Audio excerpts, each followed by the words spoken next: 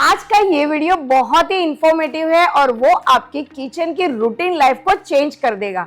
तो अभी ही स्नेहा टकर recipes channel को सब्सक्राइब कर दो, साथ में ये वीडियो को लाइक भी कर दो, क्योंकि आपके कुकिंग के बिजी वीक को वो इजी बनाने वाला है। अगर आप वर्किंग वुमेन हो और हेजल फ्री कुकिंग करना चाहते हो तो मेरी तरह आप भी हमेशा वीकली मील प्लान करना सीख लो। आपके घर में किचन में जो अवेलेबल है उसमें से ही प्लानिंग करो, या पहले प्लानर बना के फिर शॉपिंग लिस्ट बना लो, जिससे एक साथ में सारी शॉपिंग करके टाइम एंड मनी दोनों सेव हो जाएंगे।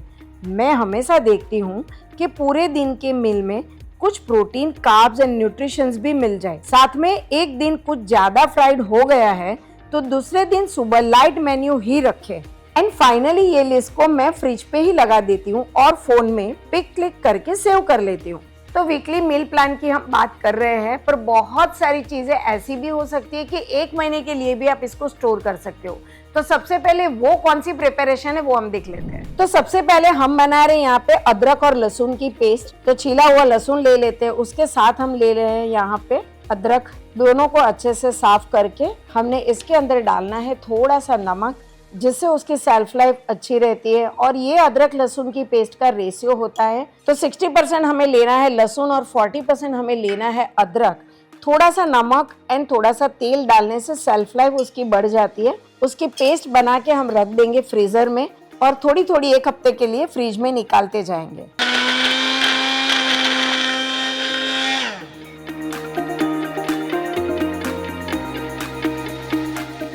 और अदरक लहसुन की पेस्ट की तरह मैंने हरी मिर्ची की भी पेस्ट बना ली है, जिसमें थोड़ा सा नमक, नींबू का रस और थोड़ा सा तेल डाल दिया है, जिससे उसकी सेल्फ लाइफ बढ़ जाती है। और एयरटाइट कंटेनर में भर के फ्रीजर में रखना है। जब भी यूज करना है ना, इतना इतना एक हफ्ते पहले निकाल के रख दो, जिससे आपको काम में आसानी हो जाए। और इसके साथ साथ हरी मिर्ची एंड अदरक की पेस्ट कैसे बनाते हैं वो वाला एक वीडियो भी आपको डिस्क्रिप्शन में मिल जाएगा, जो हमने ऑलरेडी अपलोड किया हुआ है।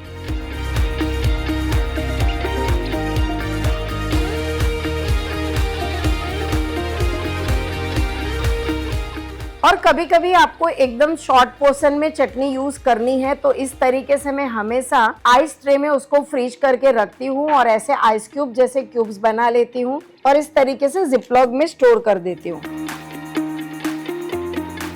तो वैसे ही मैं इमली की चटनी भी हमेशा बना के रखती हूँ और ऐसे ही कंटेनर में भर के छोड़ देती हूँ फ्रीजर में। तो ये चटनी आपको काम आती है कोई भी चाट बनाने में, या फिर आपको कोई साउथ इंडियन या गुजराती रेसिपीज कुछ भी बनानी है उसमें चाहिए तो बहुत अच्छे से यूज हो जाती है। ये चटनी का वीडियो मैंने डिस्क्रिप्शन में डाल दिया है, आप वहां जाके रेसिपी पूरी देख सकते हो और घर पे ऐसे ही बना सकते हो।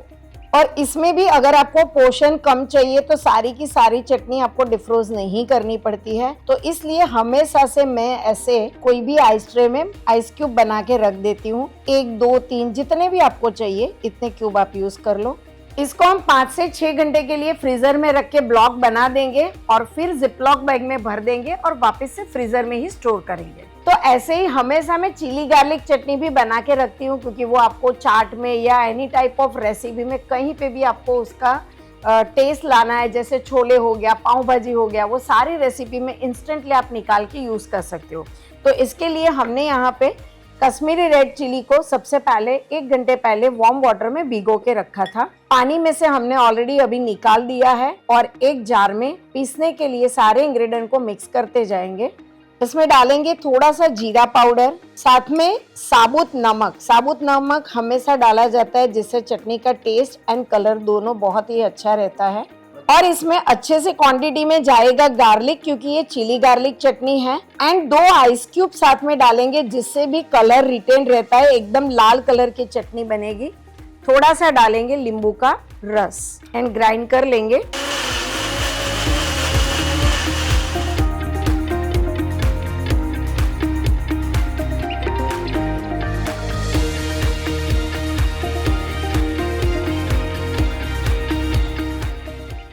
आपको जो भी फूड ज्यादा क्वांटिटी में भरना है, इसके लिए आप इस तरीके के ग्लास कंटेनर भी रख सकते हो, जिससे आपका फूड लॉन्ग टाइम तक फ्रेश रहेगा।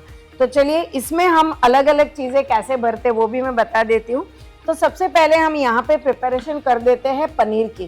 पनीर बहुत सारी रेसिपी में यूज होता है, पनीर में आप चाहे सब्जी बना लो, बिरयानी बना लो, पराठा बना लो, जिसमें भी आपको यूज़ करना है, पनीर आपके पास रेडी होना ही चाहिए। तो मैं हमेशा से क्या करती हूँ कि पनीर के अलग अलग टाइप के कटिंग करके रख देती हूँ। तो यहाँ पे मैं कुछ क्यूब कटिंग कर लूँगी। तो एक ही कंटेनर में दोनों साइड आप अलग अलग कटिंग करके भी रख सकते हो। और ज़्यादातर आप लोग पनीर को ऐसे ही स्टोर कर देते हो, जिससे पनीर ऊपर से पीला पड़ जाता है और स्टिकी भी हो जाता है।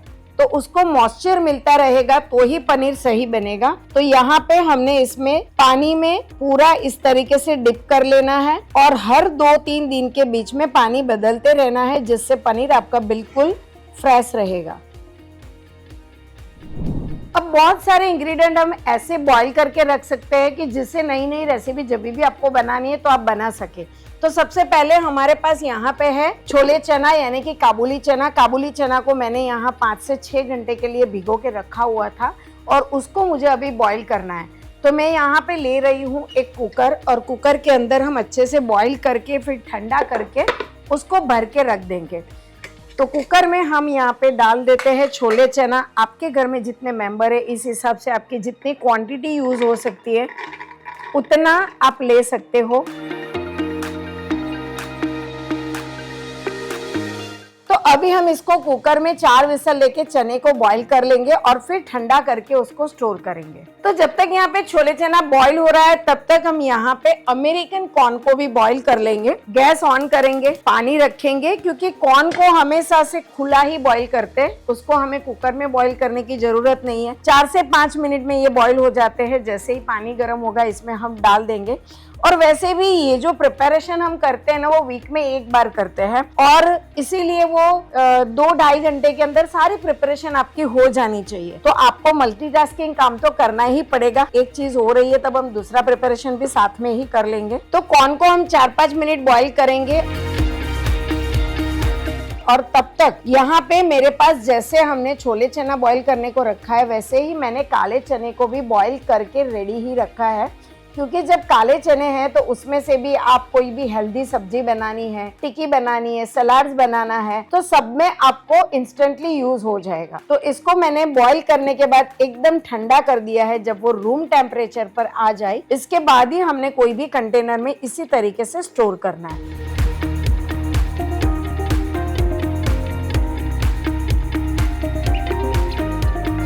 सो नेक्स्ट प्रिपरेशन अभी हम कर रहे हैं मूंग को स्प्राउट करना।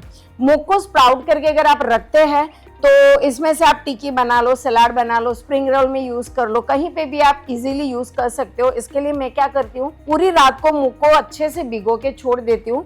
देन सुबह में हम इसको छान के निकाल देते हैं और नीचे पतीली में थोड़ा पानी रखना है।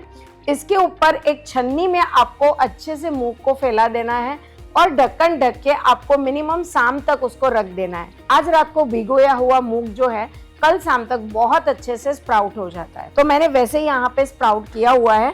अभी हम एयरटाइट कंटेनर में उसको फ्रिज में रख देते हैं।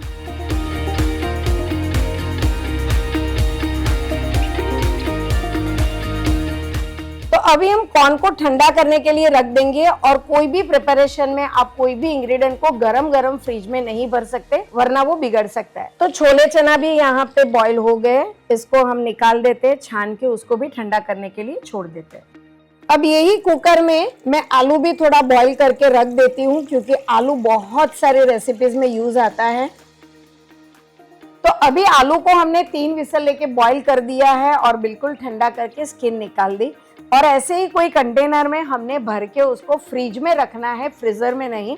फ्रिज में अगर आप रखोगे तो 3 से 4 दिन वो आराम से चलते और उसमें से आपको आलू पराठा बनाना है, सब्जी बनानी है, टिक्की बनानी है, कोई भी रेसिपी में आप यूज कर सकते हैं।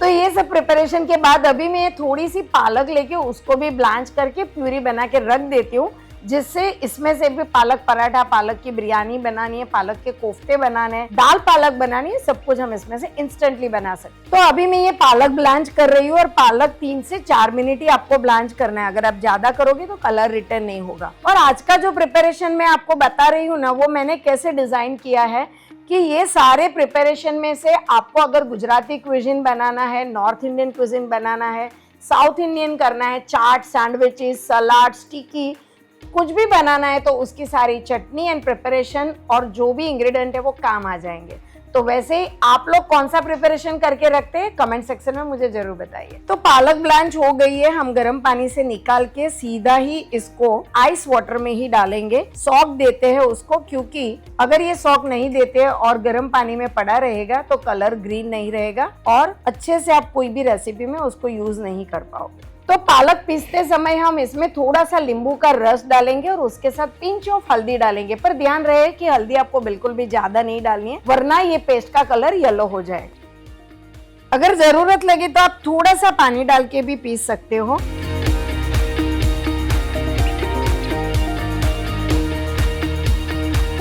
तो वैसे ही रूटीन के हमारे मेन्यू के लिए हमें सब्जियां तो चाहिए ही चाहिए, तो सब्जियों को हम बाहर से लेके आएंगे। जब भी हम शॉपिंग लिस्ट मैंने आपको बताया वैसे लेके आइए, क्लीन कर दीजिए, जैसे चाहिए वैसे टुकड़ों में काट लीजिए।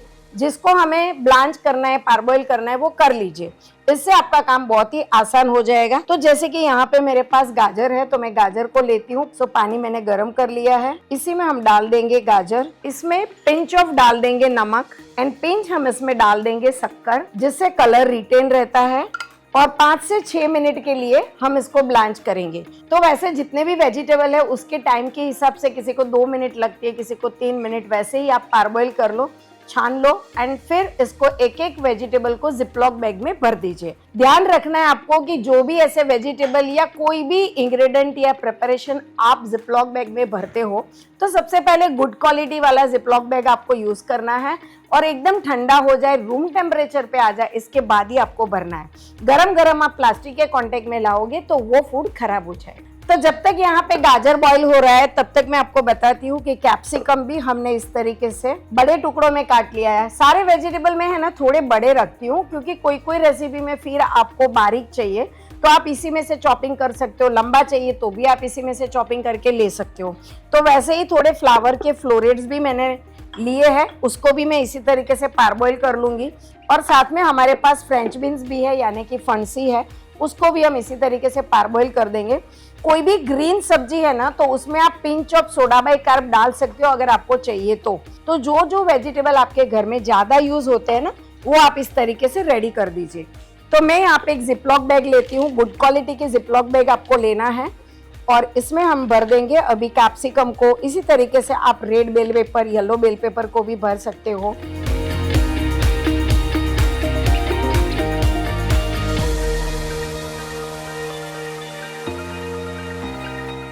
तो ऐसे ही हम सारे वेजिटेबल को स्टोर कर सकते हैं। एंड मील प्लानिंग के नेक्स्ट पार्ट में हम लेके आ रहे हैं कि अलग अलग ग्रेवी आप बना के उसको कैसे स्टोर कर सकते हो। और ये इन्फॉर्मेटिव वीडियो आपको अच्छा लगा है तो लाइक, शेयर एंड सब्सक्राइब करना मत भूलना।